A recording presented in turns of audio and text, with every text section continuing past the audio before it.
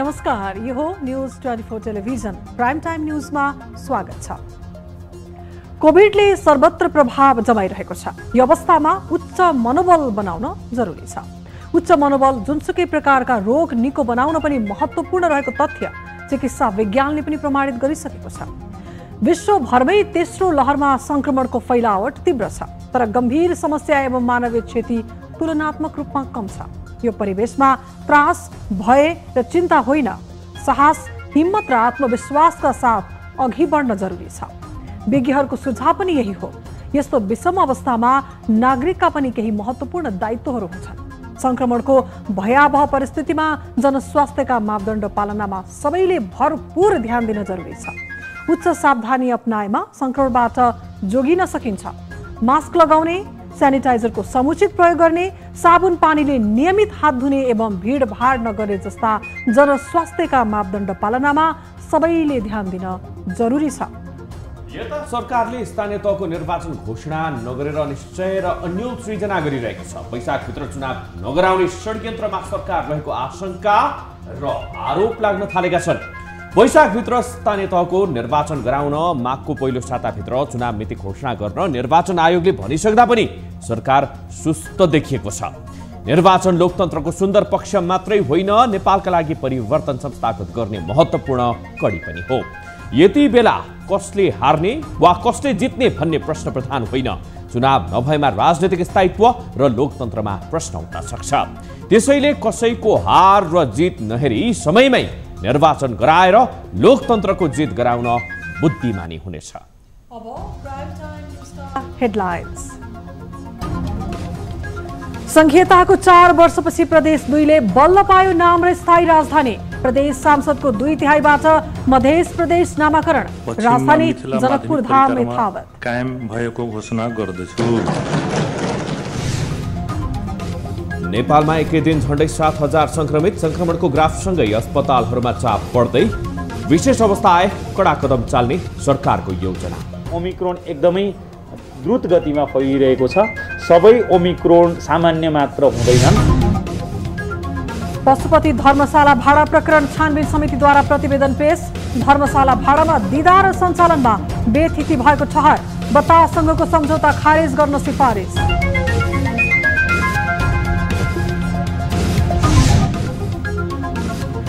श्री स्वस्थानी व्रत कथा आजदेखि सुरु। श्री स्वस्थानी कथा भने वा सुनेमा मनोकामना पूरा हुने धार्मिक विश्वास। महामारीका कारण साली नदीमा घट्यो भक्तजनको उपस्थिति। र ए डिभिजन लिग फुटबलमा एनआरटीको सहज जित। जावलाखेल 2-0ले पराजित। एनआरटीका दर्शन गुरुङले गरे 2 गोल।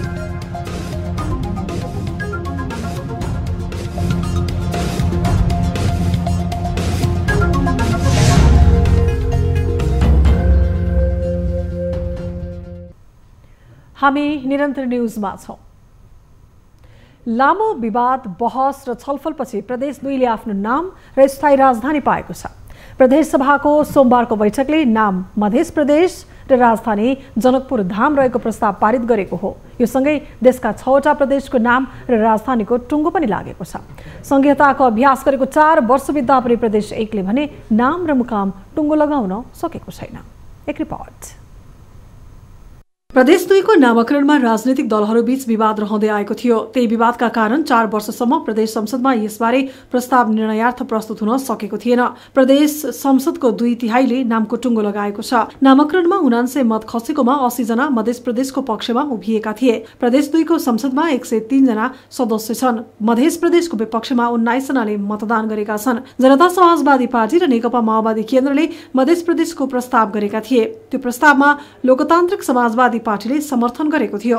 प्रदेश सभा बैठकमा मध्य प्रदेशको प्रस्तावमा 2/3 बहुमत पुगेपछि बाँकी नामका प्रस्ताव स्वतः निष्क्रिय भएको सभामुख सरोज यादवले घोषणा गरेका थिए। प्रदेश सभामा मिथिला भोजपुरा, जानकी र मध्य प्रदेश नामका अन्य 3वटा प्रस्ताव पनि पेश भएका थिए। मध्य प्रदेशको प्रस्तावको प्रस्तावक सांसद शैलेन्द्र कुमार यादव र भरत प्रसाद शाह रहेका थिए। मध्य प्रस्तावको पक्षमा 2/3 पुगेपछि ती प्रस्तावलाई निर्णयार्थ प्रस्तुत गर्नु नपरेको हो।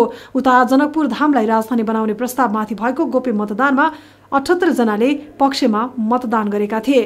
प्रदेशसभाको 2/3 बहुमत पुगेपछि राजधानी जनकपुर धामले प्रदेशको मुकाम तय गरेको हो।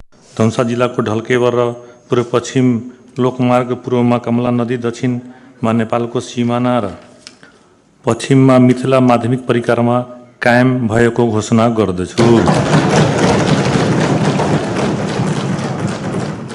प्रदेश 2 को राजधानीको दाबी वीरगञ्जको पनि थियो। मतदानका बेला उपस्थित 21 जना सांसदले जनकपुर धामलाई राजधानी बनाउने पक्षमा भोट दिएनन्। ती सांसदहरू पर्सा र आसपासका जिल्लामा थिए। मधेस आन्दोलनमा वीरगञ्जको महत्वपूर्ण योगदान रहेकाले त्यसलाई नजरअन्दाज गर्न नहुने माग त्यस क्षेत्रका मधेस केन्द्रीय दलका नेताहरूले गरेका थिए।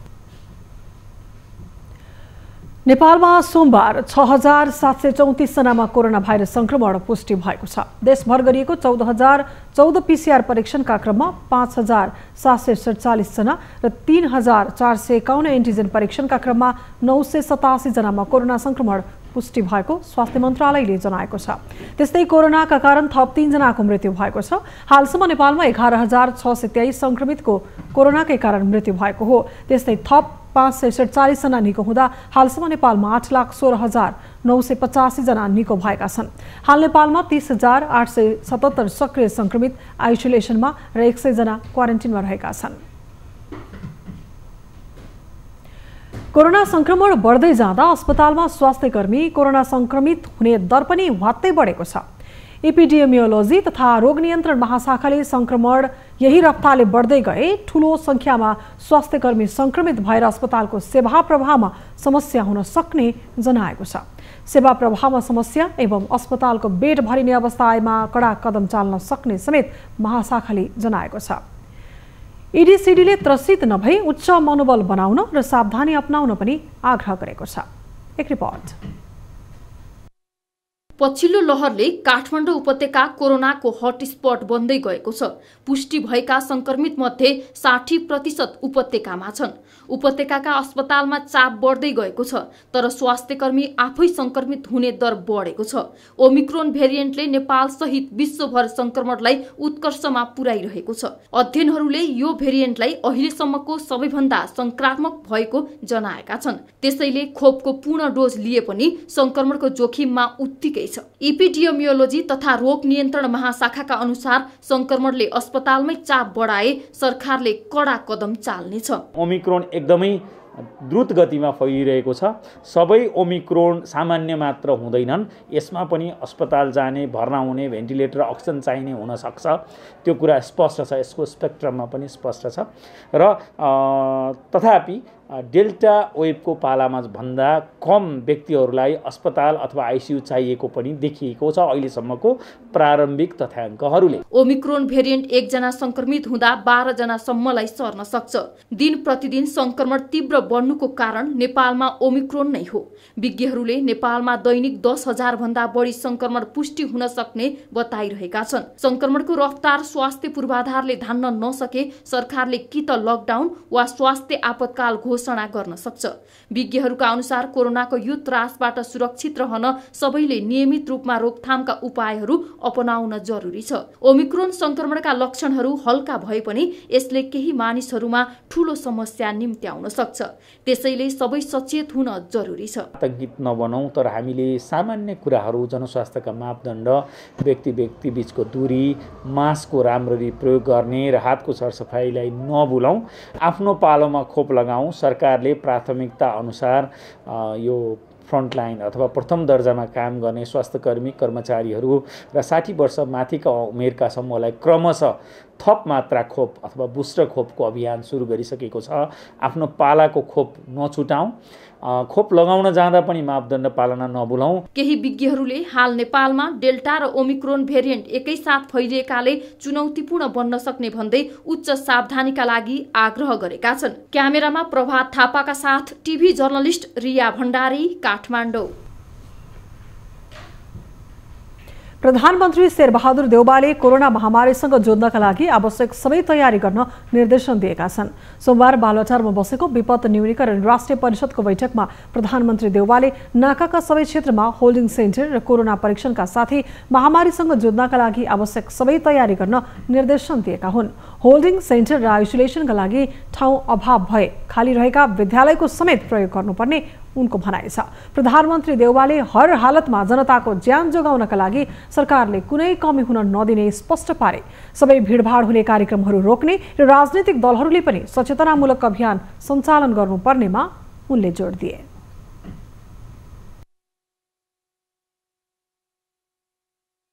सबैले चाहिँ यो अवेरनेस क्याम्पेन देशभरि चलाउनु छ, मिडिया मार्फत छ, सबै नेताजीहरू सबै पार्टीका साथीहरूले यो अवेरनेस कार्यक्रम बनाएर चाहिँ सबैलाई आफू चाहिँ सुरक्षा आफैले गर्नुपर्ने, सुरक्षा आफैले चाहिँ लिनु। बैठकमा विपक्षी दल नेकपा एमालेका उपनेता सुभाष नेम्बाङले कोरोना परीक्षणको दायरा बढाउन सुझाव दिए। स्वास्थ्य उपचारमा देखिने समस्याहरूलाई समयमा नै समाधान गर्न पनि उनले ध्यानकर्षण गराए। चर्चा गरेर पनि बनाउन नसकेको भन्ने कारणले यो कारणले दक्षिणमा जुन डरलाग्दो स्थिति छ त्यो गाउँतिर पसिरहेको छ, आइरहेको छ भन्ने साह्रै बढी चर्चा छ। यसतर्फ म ध्यानकर्षण गर्न चाहन्छु। त्यस्तै स्वास्थ्य मन्त्रालयका सचिव रोशन पोखरेलले खोप अभियानलाई तीव्रता दिएको र तेस्रो डोजको पनि सुरुवात गरिसकेको जानकारी गराए।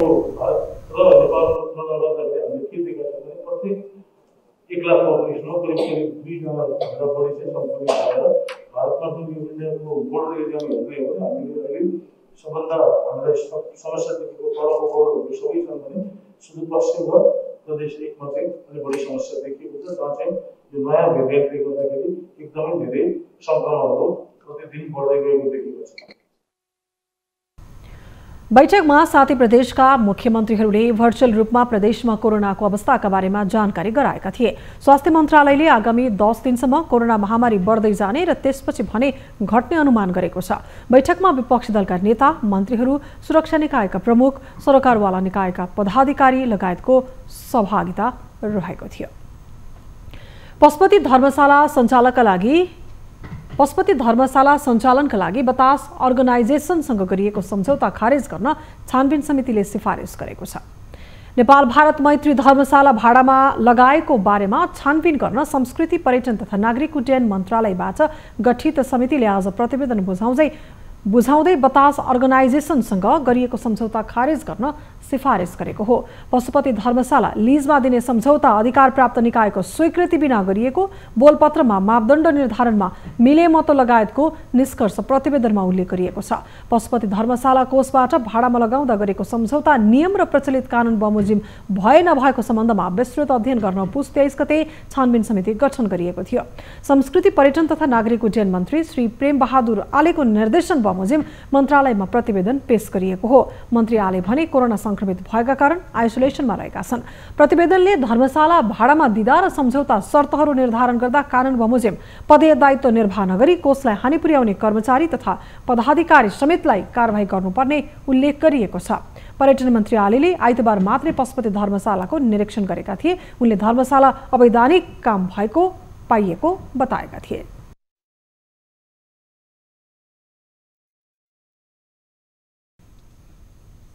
हामी निरन्तर न्यूजमा छौं। हिन्दू धर्मावलम्बीको श्री स्वस्तानी व्रतकथा तथा माधव नारायणको पूजा आराधना आजदेखि सुरु भएको छ। हरेक वर्षको पौष शुक्ल पूर्णिमादेखि माघ शुक्ल पूर्णिमासम्म 1 महिनासम्म घर घरमा श्री स्वस्तानी कथा भन्ने र सुन्ने प्रचलन छ। श्री स्वस्तानी व्रत बसे, कथा भने वा सुने मात्रै सम्पूर्ण मनोकांक्षा पूरा हुने धार्मिक जनविश्वास पनि रहेको छ। माघ 3 गते सुरु भएको स्वस्तानी व्रत फागुन 4 गते समापन हुनेछ। पौष शुक्ल पूर्णिमाको अघिल्लो दिन हात गोडाको नङ काटी स्नान गरी शुद्ध वस्त्र पहिरिएर यसको सुरुवात गर्ने परम्परा छ। बिहान माघ स्नान गरी मध्याह्न कालमा श्री महादेवको पूजा गरिन्छ। श्री स्वस्तानी व्रत बस्ने प्रत्येक महिला पुरुषले महिनाभरि नुहाई मध्याह्न श्री स्वस्तानीको पूजा गरी एक छाक खाएर बसेको खण्डमा पुण्य मिल्ने तथा मनोकांक्षा पूरा हुने धार्मिक विश्वास रहँदै आएको छ।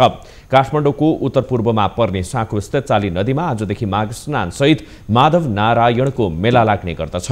तर कोरोना संक्रमण बढेकोले यस वर्ष पनि माधव नारायण मेला नगरी व्रतको मात्रै व्यवस्था गरिएको छ। कतिपय व्रतालुहरू आज साँझदेखि नै साँखुमा बास बस्ने गरी पुगेका छन्। यो वर्ष कोरोनाका कारण साली नदी क्षेत्रमा चहल पहल कम देखियो। 2 वर्ष अघिसम्म करिब 400 जनाले माधव नारायण व्रत गर्ने गरेकोमा यो वर्ष करिब 150 जनालाई मात्रै जनस्वास्थ्यका मापदण्ड अपनाएर राखिएको माधव नारायण स्वस्थानी व्रत तथा साली नदी सुधार समितिले जनाएको छ। शहरी विकास मन्त्री रामकुमारी झाँक्रीले आफ्नो कार्यकालको 100 दिन निकै उपलब्धिपूर्ण रहेको दावी गरेकी छिन्। कार्यभार सम्हालेको 100 दिनमा गरेका कामका बारेमा जानकारी दिन सोमबार काठमाडौँमा पत्रकार सम्मेलन गर्दै मन्त्री झाँक्रीले आफ्नो कार्यकालमा मन्त्रालयको समग्र प्रगति 18.91% रहेको समेत जानकारी दिइन्। उनले युटिलिटी कोरिडोर सम्बन्धी व्यवस्था, शहरी पूर्वाधारमा ऋण तथा अनुदान लगानीका विषयहरूमा दिशाबोध हुने गरी शहरी विकास विधेयकको मस्यौदालाई अन्तिम रूप दिएको बताइन्। त्यस्तै उनले बागमती नदी र यसका सहायक नदीहरूलाई स्वच्छ, सफा तथा प्रदूषण मुक्त राख्न बागमती सभ्यता संरक्षण तथा विकास सम्बन्धी विधेयकको मस्यौदालाई अन्तिम रूप दिएको बताइन्। उनले अहिले मन्त्रालयले गतिका साथ काम गरिरहेको पनि दावी गरिन्। बागमती किनारा खुला स्पेस, अतिक्रमण रहित र बागमती नदीलाई ढलमुक्त बनाउने यो अभियान चाहिँ हामीले एकदमै एग्रेसिभ ढङ्गले लागू गरेका छौँ। किनभने त्यसका लागि ट्रिटमेन्ट प्लान्टहरू र नयाँ ट्रिटमेन्ट प्लान्टको सन्दर्भमा पनि केही नयाँ टेक्नोलोजी इन्डोर्समेन्ट गरेर सानो एरियामा पनि ट्रिटमेन्ट प्लान्ट ढलको गर्न सकिन्छ। 7वटै प्रदेशमा एक-एकवटा सुविधा सम्पन्न सभा हल निर्माण गर्ने सरकारको नीति अनुसार कर्णाली प्रदेशको सुर्खेतमा निर्माणाधीन 980 सिट क्षमताको सभा हल निर्माण कार्यको पहिलो चरणको कार्य सम्पन्न भई हस्तान्तरण गरिएको मन्त्री झाँक्रीको कार्य प्रगति विवरणमा समेटिएको छ। स्वास्थ्य तथा जनसङ्ख्या मन्त्री विनोद खतिवड़ाले निर्वाचन आयोगले सिफारिस गरे अनुसार नै निर्वाचनको मिति तोक्न छलफल भइरहेको जानकारी दिएका छन्। सोमबार विराटनगरमा समाजवादी प्रेस संगठन मोरङले आयोजना गरेको पत्रकार सम्मेलनमा मन्त्री खतिवड़ाले यस्तो जानकारी दिएका हुन्।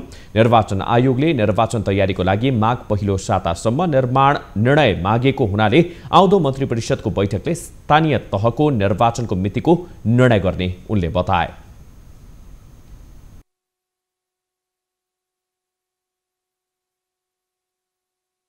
चुनाव गराउने कुरोको हकमा चाहिँ नि निर्वाचन आयोगले माघ पहिलो हप्तासम्म हामीलाई निर्णय चाहिन्छ तयारीको लागि भनेको छ।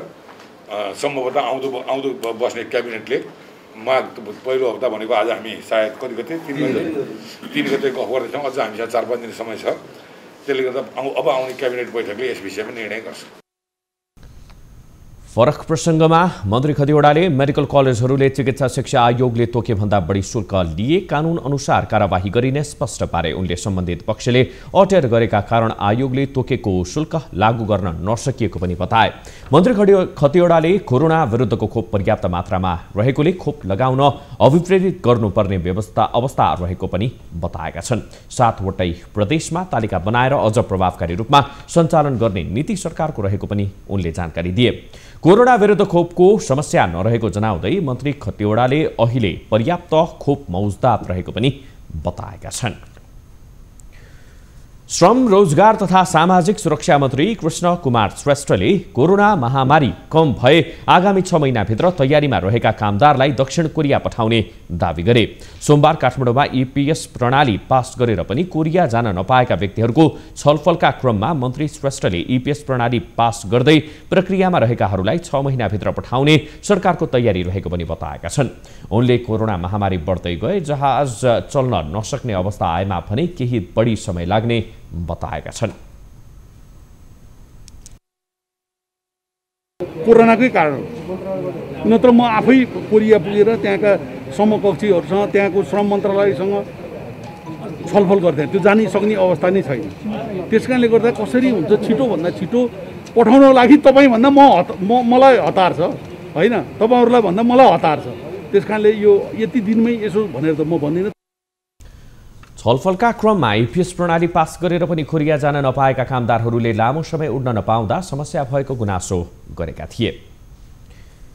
प्लाइवुड उद्योगले नक्कली बिल बनाएर करोडौं राजस्व छलेको फेला परेको छ। कारोबारका क्रममा 2 प्रकारका बिल तयार गरेर राजस्व छली गरेको भेटिएको हो। नक्कली बिल बीजक बनाउने उद्योगहरू अनुसन्धानको दायरामा परेका छन्। बिल बीजक जारी नगर्ने उद्योग तथा कम्पनी र बिल बीजक नलिई काम गर्ने दुवै पक्षलाई कारबाही हुने राजस्व अनुसन्धान विभागले जनाएको छ। एक रिपोर्ट।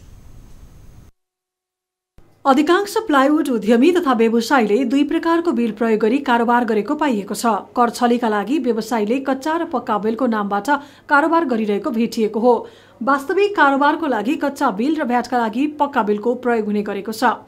व्यवसायीहरूले राज्यलाई बुझाउनु पर्ने कर तथा बिल बीजक समेत लुकाएको भेटिएपछि राजस्व अनुसन्धान विभागले अनुसन्धान सुरु गरेको हो। विभागले काठमाडौँ महानगरपालिकाको एचबी ट्रेड एन्ड सप्लायर्स र काठमाडौँकै गणपति ट्रेड लिङ्क्स विरुद्ध कर छली गरेको आशंकामा अनुसन्धान अघि बढाएको छ। प्लाइवुड उद्योग विक्रेता तथा डिलर्सहरूको कारोबारबाट राज्यले समेत करोडौंको राजस्व गुमाइरहेको छ। यता विभाग भने अनुगमनको क्रममा नक्कली कर बीजकको प्रयोग गरी कारोबार गरेको भेटिएमा कारबाही गरिने बताउँछ। कार्यालयबाट कर अधिकारीको टोलीले समय समय बजारमा अनुगमन गरिरहनु भएको हुन्छ। बजार अनुगमन गर्दाखेरि बिल नै जारी नगरिकन वस्तु तथा सेवा आपूर्ति गरेको देखियो अथवा बीजक जारी गरेर पनि सही रकमको बीजक जारी गर्नु भएन भने त्यसमा फरक पर्ने कर रकमहरू सहित उहाँहरूलाई करदान गरेर थप रकम जरिवाना समेत हुने व्यवस्था छ। त्यो अनुसार हामी कार्यान्वयन पनि निरन्तर गरिरहेका छौँ। भगवती लेमिनेट्सले मौलाकालिका प्लाईका नाममा मङ्सिर 3 गते भ्याट नम्बर 304 उल्लेख गरी सामान पुर्याएको हो। भगवती लेमिनेट्सको कर छल्ने यो विधिले अरू डिलरहरू पनि मुछिन सक्ने देखिएको छ। ऐनले तोकिए बमोजिम 13% मूल्य अभिवृद्धि कर नबुझाए अन्य सप्लायर्स र डिलर्स पनि कारबाहीको दायरामा हुनेछन्। विभागले भगवती लेमिनेट्सले प्लाइवुड व्यापारबाट करोडौंको राजस्व ठगिएको देखिएको छ। भगवती लेमिनेट्सले काठमाडौँको बुढालिनकण्ठ स्थित मौलाकालिका डिलर्सले कच्चा बिल र पक्का गरी दुई थरी बिल जारी गरेको भेटिएको छ। यस प्रकारको कर बीजक जारी गरेको भेटिएमा सप्लायर्स र डिलर्स दुवै कारबाहीको दायरामा ल्याउने राजस्वले जनाएको छ। कसैले मूल्य अभिवृद्धि करमा दर्ता भएको करदाताले कर बीजक जारी गर्दैन वस्तु तथा सेवा आपूर्ति गर्दा भने ऐनको दफा 29 ले प्रत्येक बिल बापत 10,000 रुपियाँ जरिवाना तोकेको छ भने विगत केही वर्षदेखि बीजक नलिने उपभोक्तालाई समेत जरिवाना हुने व्यवस्था गरेको छ। कसैले मूल्य अभिवृद्धि करमा दर्ता भएको व्यवसायीसँग सामान वस्तु तथा सेवा खरिद गर्दछ भने र बिल नलिएको अवस्थामा 1,000 रुपियाँ खरिदकर्तालाई पनि जरिवाना हुने व्यवस्था छ। प्लाइवुड उद्योग तथा व्यवसायीहरूले प्रत्यक्ष तथा अप्रत्यक्ष रूपमा कर छली गर्ने गरेको तथ्य खुलेपछि राजस्व अनुसन्धानका निकायहरू ढिलाइ भए पनि जुर्मराएको देखिएको छ। सयौंको संख्यामा रहेको प्लाइवुड डिपो तथा सप्लायर्सहरूले राज्यलाई बुझाउनु पर्ने भ्याट तथा आयकर छली गर्दा पनि नियामक निकायहरू भने निष्क्रिय देखिएका छन्। न्यूज 24 टेलिभिजनका लागि बिजनेस ब्युरोको रिपोर्ट। न्यूजहरू अझै बाँकी छन्। अब पालो लाइफ बोय हात धुने ब्रेकको।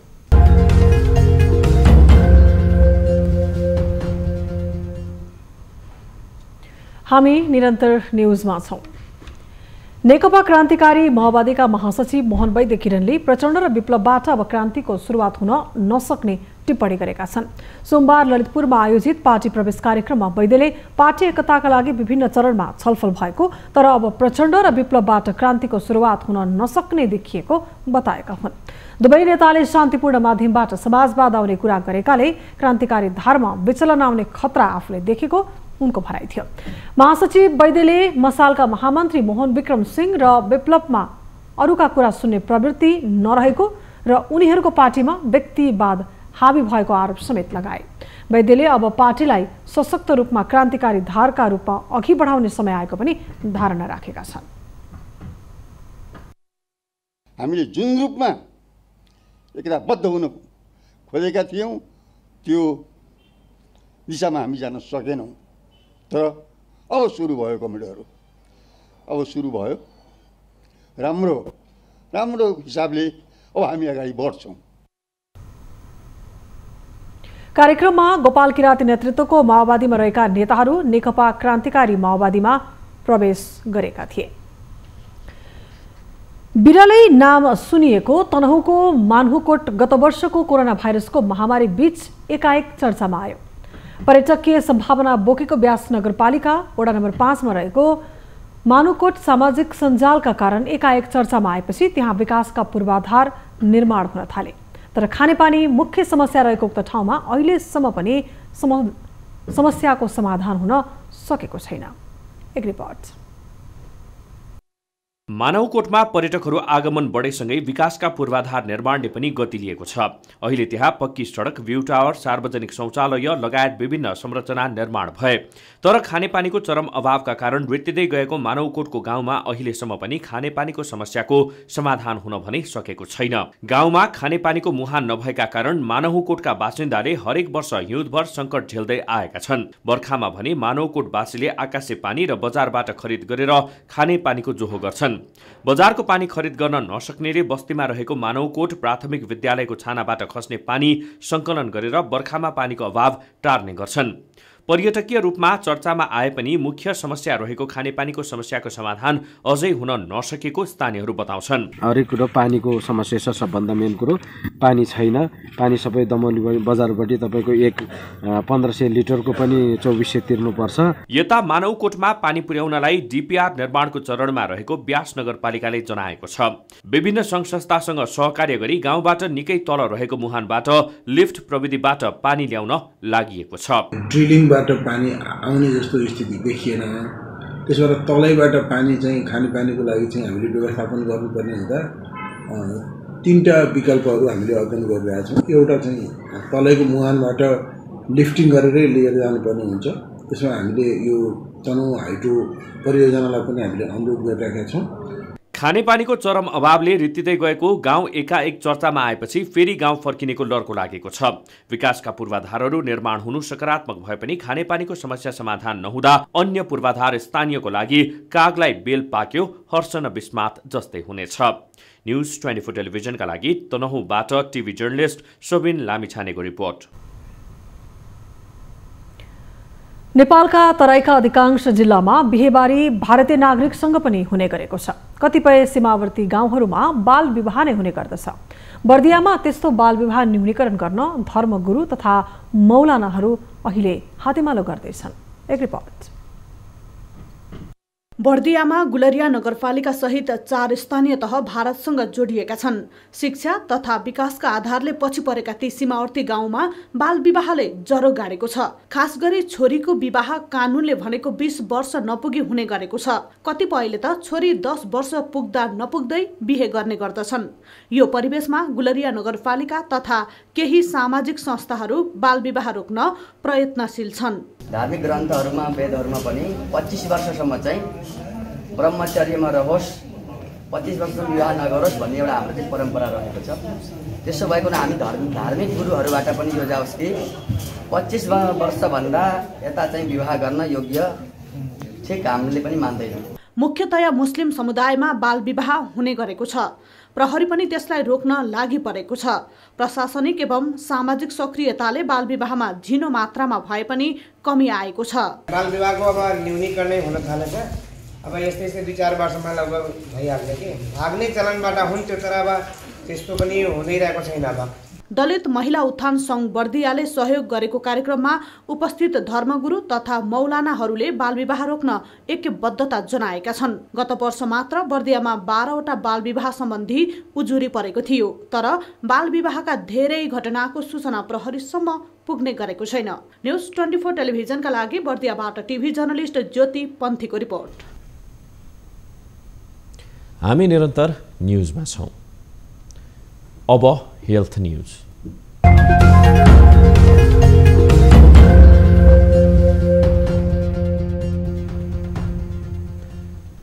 रोजगारीका लागि भारत गएका नेपालीहरू स्वदेश फर्किने क्रम बढेसँगै सुदूरपश्चिममा कोरोना संक्रमितको संख्या पनि बढेको छ। सुदूरपश्चिममा अहिले दैनिक 250 देखि 300 जनामा कोरोना संक्रमण पुष्टि हुने गरेको छ।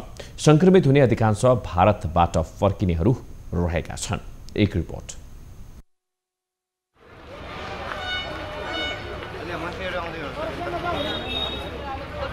सुदूरपश्चिम प्रदेशमा पछिल्लो 24 घण्टामा 184 जनामा कोरोना संक्रमण पुष्टि भएको छ।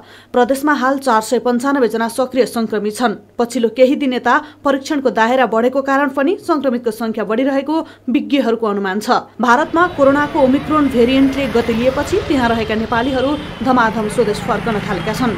अहिले भारतबाट फर्कनेहरूको सीमा नाकामा परीक्षण अनिवार्य गरिएको छ, तर सबै नाकाहरूमा त्यो प्रभावकारी रूपमा लागू हुन सकेको छैन। यसले समुदायमा संक्रमण फैलिने जोखिम बढेको छ। सरकार राज्यका संयन्त्रहरूले अहिले पनि त्यसलाई ट्रेसिङ गर्ने, त्यसको आइसोलेसनको व्यवस्था गर्ने केही पनि काम भएको छैन। तर अहिले परीक्षणको दायरा पनि नहुँदा थुप्रै मान्छेहरू अहिले यो मौसमी बाहिर लुगा खुक्यो भनेर चुप लागेको स्थिति छ। तर यो यति भयावह स्थितिमा गाउँ गाउँसम्म पुगिसकेको छ कि नियन्त्रण गर्न पनि गाह्रो हुने स्थिति पर्न सक्छ। विदेशबाट आउने दाजुभाइ दिदीबहिनीहरूलाई क्वारेन्टाइनको व्यवस्था हुनु पर्थ्यो, आइसोलेसनको व्यवस्था हुनु पर्थ्यो। उहाँहरूको यसै किस्तो बिरामी भयो भने हस्पिटलमा बेडहरू थप्ने र आइसोलेसनहरूको राम्रो व्यवस्था नभएको देखिन्छ। कोरोनाको पहिलो चरण र दोस्रो चरणमा चाहिँ सावधानीहरू अपनाइएका थिए। ठाउँ ठाउँमा डेस्कहरू राखेका थिए कोरोना कोभिड चेक गर्ने भनेर, तर अहिले त्यो पनि अवस्था छैन। संक्रमितको संख्या बढेपछि अहिले प्रदेशका ठूला अस्पतालहरूमा बिरामीको चाप पनि बढ्दै गएको छ। अहिले प्रदेशभर जम्मा 1772 आइसोलेसन बेड तयारी अवस्थामा छन्। तीमध्ये 131 जना आइसोलेसनमा रहेका छन्। हाल प्रदेशमा सबैभन्दा बढी कैलालीमा संक्रमितको संख्या उच्च छ भने त्यसपछि कञ्चनपुर र भारतसँग सीमा जोडिएका दार्चुला, बैतडी लगायतका जिल्लाहरूमा संक्रमण बढिरहेको छ। यता प्रदेश सरकार भने रोकथामका लागि सक्दो प्रयास गरिरहेको दाबी गरेको छ। कोभिड-19 को व्यवस्थापनको लागि प्रदेश सरकारले जुन हिजोका दिनबाट गरिराखेका कुराहरू चाहिँ छन् त्यसलाई सुधारात्मक रूपले प्रक्रिया अगाडि बढाउँदै केही सुधारहरूका कार्यहरू अगाडि बढाएको चाहिँ छ र ती कामहरू निरन्तर रूपमा चलिराखेका पनि छन् र सेवा कोभिड-19 को खोज पडताल, जाँच र उपचारका कुराहरू तोकेको मापदण्ड अनुसार हाम्रो प्रदेश सरकारले गरिराखेको अवस्था चाहिँ छ। सुदूरपश्चिममा संघीय सरकारको लगानी रहेका 2 ठूला होल्डिङ सेन्टर निर्माणाधीन अवस्थामा छन्। तर पुस मसान्तमा सम्पन्न हुनुपर्ने होल्डिङ सेन्टरको काम अझै 25% बाँकी छ। प्रशासनले संक्रमण रोकथामको लागि मापदण्ड निर्धारण गरे पनि नियमन नहुँदा प्रभावकारी रूपले पालना भएको छैन, जसले गर्दा संक्रमणले भयावह रूप लिने जोखिम छ। संक्रमणबाट जोगिन सबैले स्वास्थ्य मापदण्ड कडाइका साथ पालना गर्न जरुरी देखिन्छ। न्यूज 24 टेलिभिजनका लागि सुदूरपश्चिम प्रदेश ब्युरोको रिपोर्ट। छिमेकी मुलुक भारतमा कोरोना संक्रमितको संख्या दिन प्रतिदिन बढेसँगै रोजगारीका लागि भारत पुगेका नेपालीहरू धमाधम स्वदेश फर्किन थालेका छन्। नेपालको पूर्वी नाका काकडभिट्टाबाट पनि दैनिक सयौं नेपालीहरू फर्किँदैछन्। यसरी फर्किने नागरिकलाई लक्षित गरी झापाको मेचीनगर नगरपालिकामा निर्माण कार्य अगाडि बढाइएको होल्डिङ सेन्टर सञ्चालनमा आउन नसक्दा जोखिमयुक्त क्षेत्रबाट आएकाहरूलाई पनि सधैँ घर पठाउनु पर्ने बाध्यता रहेको छ। एक रिपोर्ट। नेपालको पूर्वी नाका झापाको काकरभिट्टा हुँदै दैनिक 500 भन्दा बढी नेपालीहरू भारतबाट फर्किने गरेको काकरभिट्टा हेल्थ डेस्कको तथ्याङ्क छ। सीमाबाट भित्रिने मध्ये स्वास्थ्य मापदण्ड पूरा नगरेका र लक्षण देखिएका 100 भन्दा बढीको एन्टिजेन चेक जाँच हुँदै आएको छ।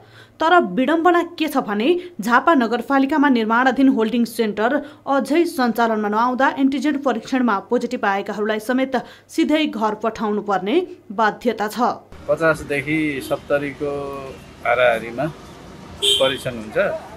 त्यसमा चाहिँ 20% चाहिँ प्रत्येक दिन 20% चाहिँ पोजिटिभ देखिएको छ। अहिले बढ्दैछ संख्या। हाम्रो यो 10 दिनदेखिको अहिलेको सिनारियो हेर्दा प्रत्येक दिन बढ्दैछ।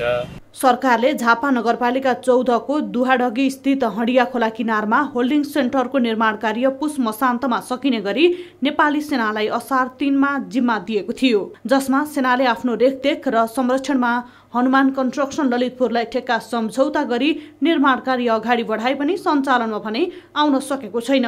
जिल्ला प्रशासन कार्यालय झापाका अनुसार अहिले 100 जना क्षमताको बेड तयारी अवस्थामा छन्, तर होल्डिङ सेन्टर व्यवस्थापन सम्बन्धी मोडालिटी तयार भइ नसकेका कारण सञ्चालनमा आउन ढिलाइ भइरहेको हो। स्वास्थ्य मन्त्रालय र नेपाली सेनासँग समन्वय गरेर होल्डिङ सेन्टर व्यवस्थापन सम्बन्धी मोडालिटी तयार गरी यथाशीघ्र प्रयोगमा ल्याउने प्रशासन कार्यालय झापाले बताएको छ।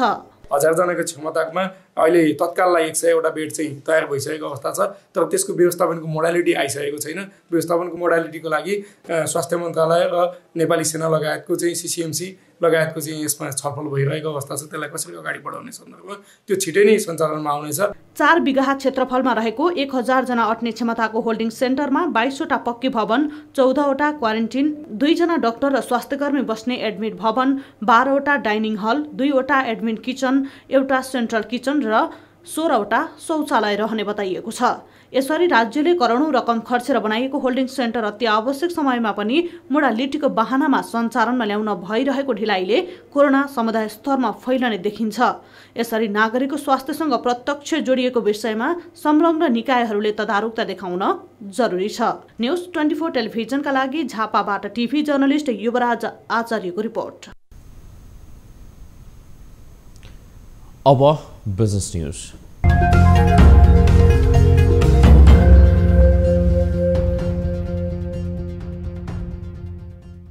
साताको दोस्रो कारोबार दिन सोमबार नेप्सी परिसूचक 20.64 अङ्कले बढेको छ।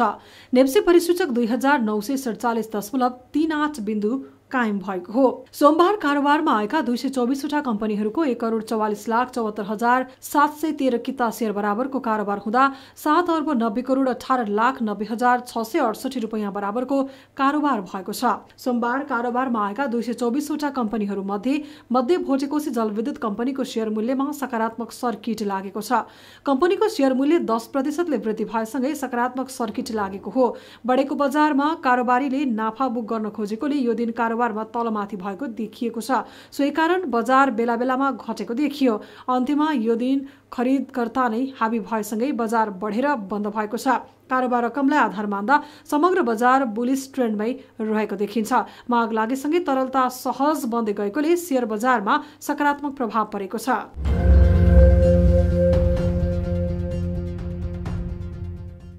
राष्ट्रिय खाद्य बैंक लिमिटेड र रैथाने एग्री प्रोडक्ट्स नेपालले आगामी दिनहरूमा सँगै काम गर्दै जानका लागि सहकार्य गरेका छन्। सोमबार एक कार्यक्रम आयोजना गर्दै दुवै कम्पनीहरूले आगामी दिनहरूको कार्यको लागि सहमति पत्रमा हस्ताक्षर गर्दै कार्य सुचारू गरेको हो। नेपालको मौलिक कृषि, बाली, ज्ञान र सिफरको संरक्षण, प्रवर्धन र बजारीकरण गर्ने उद्देश्यले दुवै कम्पनीहरूले सहकार्य अगाडि बढाएको आयोजकले जनाएको छ। स्वदेशमा रोजगार सृजनाका लागि कृषि र पर्यटनमा एकीकृत अवधारणा सम्बन्धी योजना कार्यान्वयनमा सहकार्यका लागि प्रारम्भिक सम्झौता गरेको हो।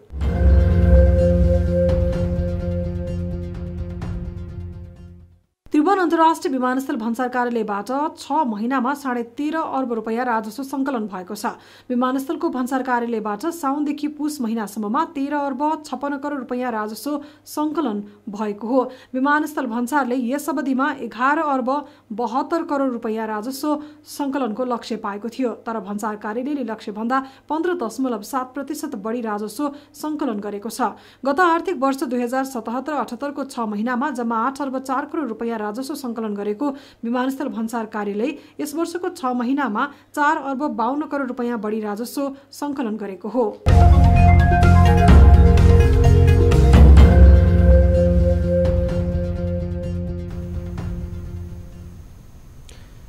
न्युजहरू अझै बाँकी छन्। अब पालो लाइफ बोय हात धुने ब्रेकको।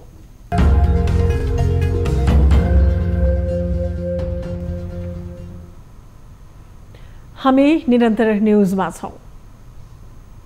अब स्पोर्ट्स न्युज।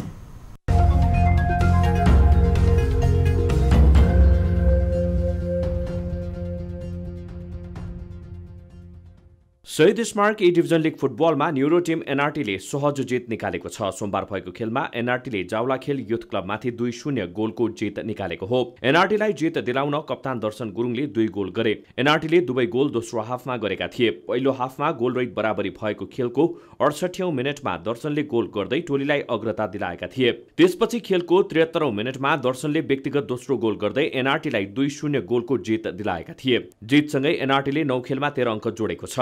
एनआरटी 6औं स्थानमा उक्लिएको छ। जावलाखेलले 9 खेलमा 8 अङ्क जोड्दै 10औं स्थानमा रहेको छ।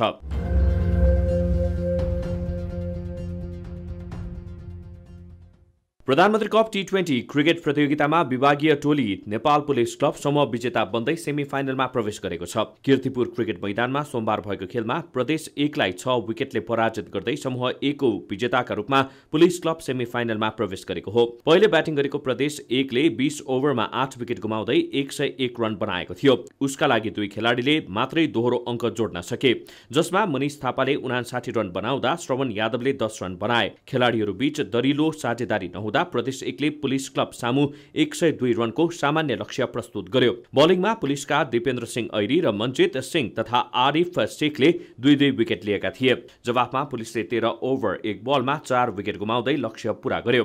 उसका लागि कुशल भुर्तेलले 44 रन बनाए भने अनिल शाहले 26 र दिपेन्द्र सिंह ऐरीले 20 रन बनाएका थिए। यो जितसँगै पुलिसले 4 खेलमा 4 जित निकाल्दै 8 अंकका साथ समूह A को विजेताका रूपमा अन्तिम 4 मा स्थान बनायो। दोस्रो स्थानमा रहेको आर्मीले 4 खेलमा 5 अंकका साथ उपविजेता बन्यो। अब सेमी फाइनलमा पुलिसले बागमती प्रदेशसँग खेल्नेछ भने आर्मीले उपाधिको प्रबल दावेदार APF क्लबसँग खेल्नेछ।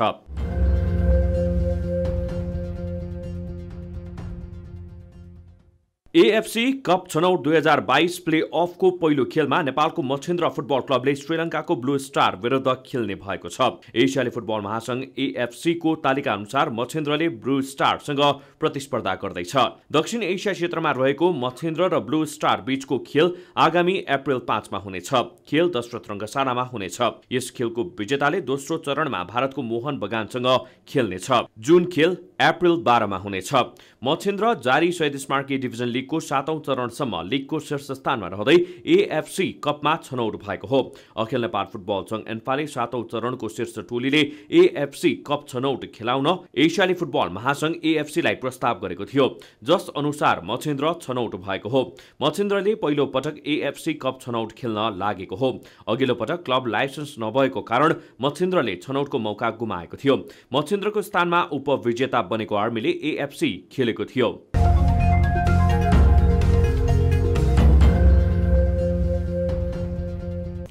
हामी निरन्तर न्यूजमा छौं। अब एउटा रोचक प्रसंग।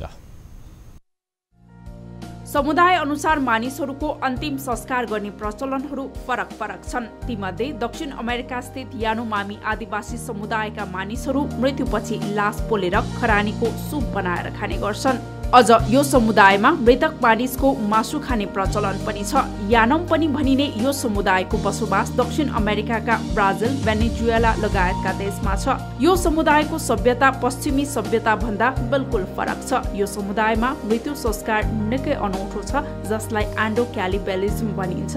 यस अन्तर्गत मानिसहरूले आफ्नो परिवारका मृतक व्यक्तिको मासु खाने गर्दछन्। यो जनजातिमा कुनै पनि व्यक्तिको मृत्यु भएपछि लासलाई पात पतिङ्गर वा अन्य चीजबीजहरूले ढाकेर राखिन्छ। परिवारका सदस्यले मासु खाएर बचेको शरीरको भाग जलाइन्छ र त्यसरी जलाएर बनेको खरानीको सुप बनाएर पिउने गरिन्छ। मृत्युपछि मृतकको आत्माको रक्षा गर्नुपर्दछ भन्ने मान्यतामा यो समुदायमा यस्ता डरलाग्दा अन्तिम संस्कारको चलन रहिआएको छ। मृतकको शरीरलाई उसका आफन्तहरूले खाएमा मात्रै उसको आत्मालाई शान्ति मिल्ने यो आदिवासीको जनविश्वास रहेको छ। अब 24 वेदर अपडेट।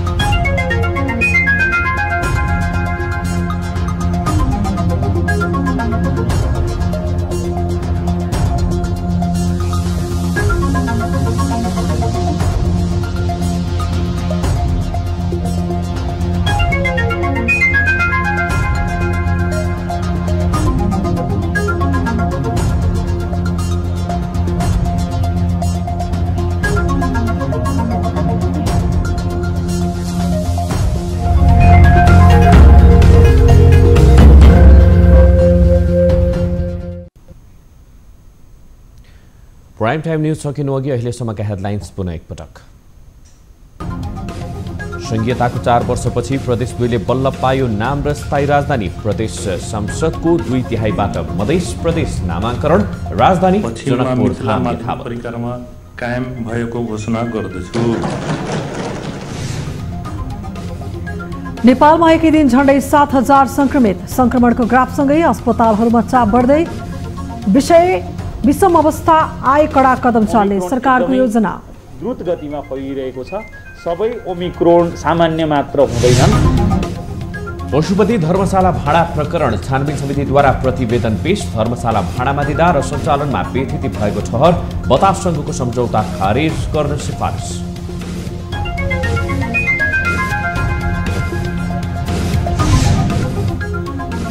श्री स्वस्तानी व्रत कथा आजदेखि सुरु। श्री स्वस्तानी कथा भने वा सुनेमा मनोकामना पूरा हुने धार्मिक विश्वास। महामारीका कारण साली नदीमा घट्यो भक्तजनको उपस्थिति।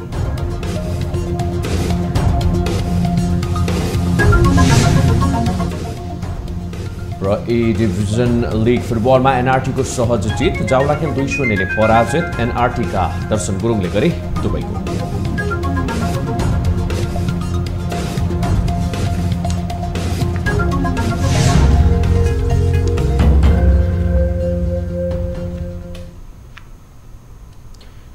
प्राइम टाइम न्यूज अहिलेलाई यति नै। ताली र गालीका लागि हामीले सोधेको प्रश्न, राष्ट्रिय दुग्ध विकास बोर्डले दुधको मूल्य लिटरमा 10 रुपैयाँले बढाउन कृषि तथा पशुपक्षी विकास मन्त्रालयमा गरेको सिफारिस किसानको हितलाई नै ध्यानमा राखेर गरेको हो त? हो भन्नेले तालीमा र होइन भन्नेले गालीमा भोट गर्नुहोला। हाम्रो पात्रको एपमा गएर ताली र गालीका लागि भोट गर्न सक्नुहुनेछ।